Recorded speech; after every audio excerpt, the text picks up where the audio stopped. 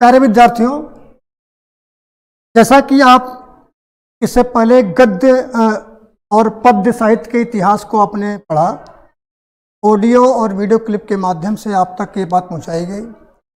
आज हम बात करते हैं पद्य साहित्य यानी काव्यांजलि से एक प्रथम पाठ के प्रथम कवि अयोध्या सिंह उपाध्याय हरिऔध का लिखा हुआ पाठ पवनदूती का।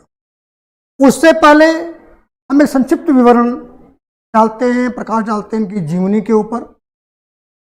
अयोध्या सिंह उपाध्याय हरिऔध का जन्म 1865 में हुआ था। 1865 ईस्वी उत्तर प्रदेश के आजमगढ़ जिले में निजामाबाद क्षेत्र, निजामाबाद गांव में हुआ था। इनके पिता का नाम था भोला सिंह उपाध्याय, माता का नाम रुक्मिणी देवी, और इन्होंने ये इतने अधिक प्रतिभाशाली थे कि 5 वर्ष की अवस्था में, 5 वर्ष की आयु में फारसी भाषा के माध्यम से इनकी शिक्षा।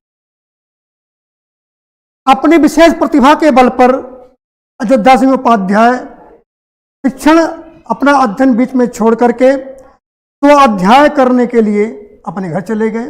उससे पूर्व इन्होंने अंग्रेजी पढ़ने के लिए, वर्नाक्युलर मिडिल परीक्षा पास करने के बाद अंग्रेजी पढ़ने के लिए ये चले गए थे, जो एक वाराणसी के क्वींस कॉलेज में इन्होंने अंग्रेजी भाषा का अध्ययन किया। फिर इन्होंने 2 अध्याय के बल पर अंग्रेजी, फारसी और संस्कृत भाषाओं का अध्ययन किया, जो आपकी जीवन में विस्तार रूप में मिलेगा, उसे आप अध्ययन और करेंगे। अयोध्या सिंह उपाध्याय हरिऔध 20 वर्ष तक राज की सेवा में यानी कानूनगो पद पर कार्य करते रहे। उसके बाद आवातनिक रूप में उन्होंने काशी हिंदू विश्वविद्यालय में शिक्षण कार्य किया। अपने पूरे जीवन काल में साहित्य से जुड़े रहे। अयोध्या सिंह उपाध्याय हरिऔध के यहाँ लिखा हुआ पहला महाकाव्य जो खड़ी बोली में है, खड़ी बोली का पहला महाकाव्य प्रिय प्रवास खड़ी बोली का लिखा हुआ पहला महाकाव्य है। प्रिय प्रवास का ही एक अंश है पवनदूती का। इस महाकाव्य, यह महाकाव्य इतना लोकप्रिय हुआ कि हिंदी साहित्य में जुड़ने के बाद एक नया आयाम प्राप्त हुआ। हिंदी साहित्य के असीम प्रतिभाशाली हरिऔध जी अपने पूरे जीवन काल में साहित्य की सेवा करते रहे। साहित्य की सेवा करते करते 1945 ईस्वी में इनका देहावसान हो गया। खड़ी बोली के उन्नायक, प्रिय प्रवास के लेखक, जो एक महाकाव्य के रूप में पहली बार हिंदी साहित्य में आया, अयोध्या सिंह उपाध्याय हरिऔध की देन। उसी काव्य से लिया हुआ एक अंश पवनदूती का पाठ को आप खोलेंगे। पवनदूती का पाठ के पहले पद्यांश पर हम प्रकाश डालते हैं। पहले पद्यांश डालते हैं। पवनदूती का में राधिका जी, कृष्ण की प्रेमिका राधिका जी, अपने घर के भवन में एक कमरे में एकांत स्थल पर बैठी थी। आप जानते हैं, जब हम एकांत में होते हैं तो जाहिर सी बात हम कुछ अलग सोचते हैं। तो राधिका जी ने अपने कमरे में बैठ करके भगवान श्री कृष्ण के प्रेम के बारे में सोचा। पहला पद में पढ़ता हूं। बैठी खिन्ना एक दिवस में गेह में थी अकेली, आके आंसू दीर्घ जुगल में धरा को भिगोते, आई धीरे इस सदन में पुष्प दिगंध कोले, प्रातः वाली सुपूर्ण इसी काल वातायन। छात्र छात्राओं ध्यान देंगे, किताब जब आप खोलेंगे पवनदूती का पहला पद्यांश है ये।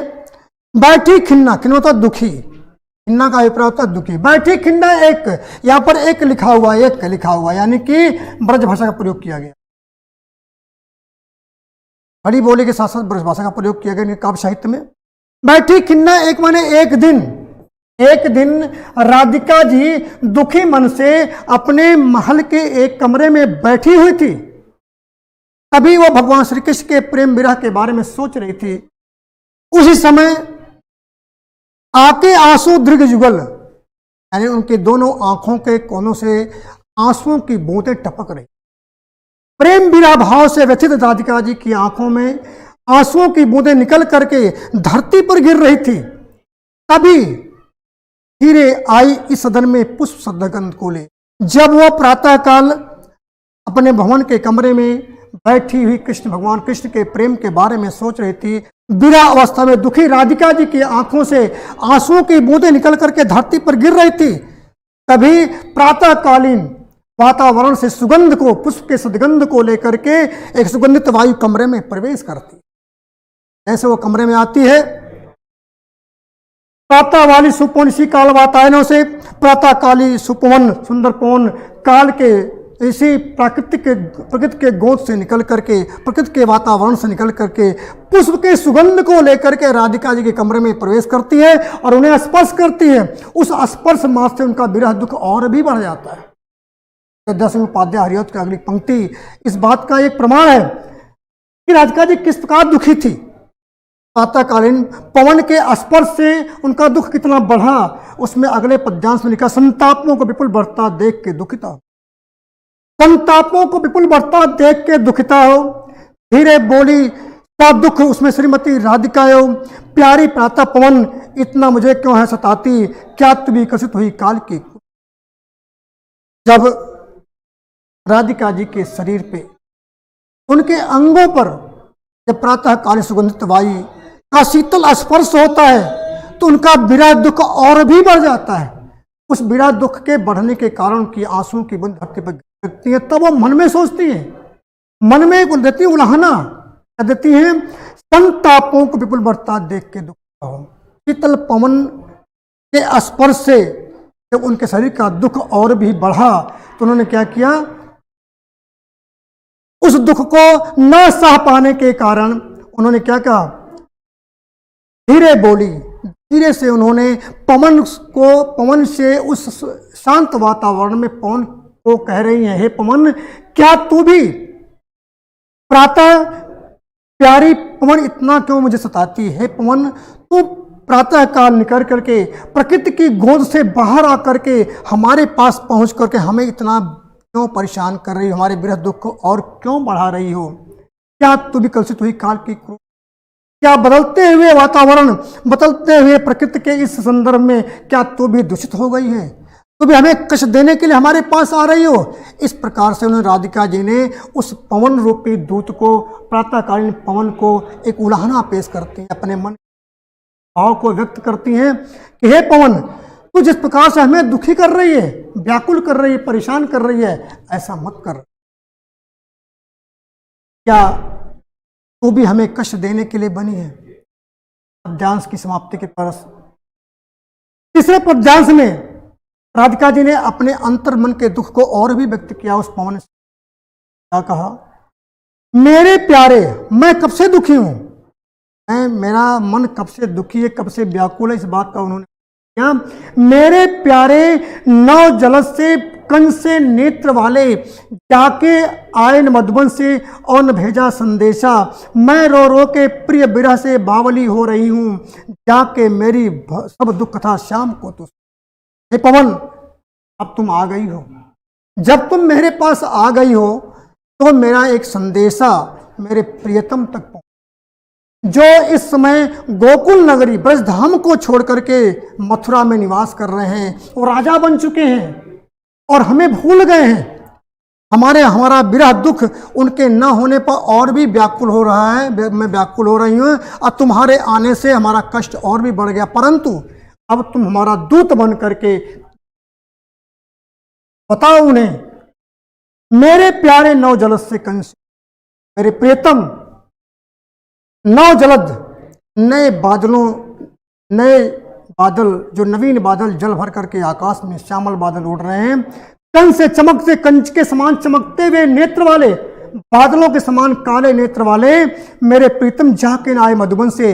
जब से मधुबन से यानी ब्रज नगरी से, गोकुल नगरी से मथुरा धाम को गए हैं, लौट करके हमारे पास नहीं आए और आज तक वो कैसे हैं, किस प्रकार से जीवन यापन कर रहे हैं, एक भी संदेशा हमारे पास नहीं भेजा। उनके विषय में, उनके बारे में मैं सोच सोच करके व्याकुल हो रही हूँ, परेशान हो रही हूँ कि वो कैसे होंगे, किस रूप में होंगे, किस अवस्था में होंगे। मैं रो रो के प्रिय विरह में बावली हो रही हूँ। हे पवन, मैं अपने प्रीतम के शोक में, प्रीतम के दूर होने के कारण मैं रो रो करके पागल हो रही हूँ, व्याकुल हो रही हूँ। अब तुम जाकर मेरा सब दुख शाम को तुम मेरे पास से जाओ और मेरे संपूर्ण कष्टों को हमारे प्रीतम को बता दो, ताकि उन्हें यह ज्ञात हो कि संपूर्ण गोपियां किस प्रकार। इस अवस्था को जान करके, हमारे दुख को तुम्हारे माध्यम से जान करके, हो सकता है कि उन्हें हमारी सुधि आ जाए और हमारे पास वापस हो। इस प्रकार राधिका जी इन 3 पद्यांशों के माध्यम से आपको व्याख्या, राधिका जी अपने मन के दुख को, अपने मन के भाव को पवन से व्यक्त कर रही हैं। और अग्रिम पंक्ति में, अगले कार्य दिवस पर अगली पंक्ति आपको पढ़ाई जाएगी, अगला पद्यांश, तो उसमें राधिका जी ने पवन को क्या संदेशा दिया, किस रूप में जाने की बात कही, और वर्णन हम आगे वाले पद्यांश करेंगे। इन 3 पद्यांशों को आपने ध्यान होगा तैयार करने की। यदि कोई समस्या होती है तो आप हमारे फोन के माध्यम कर सकते हैं।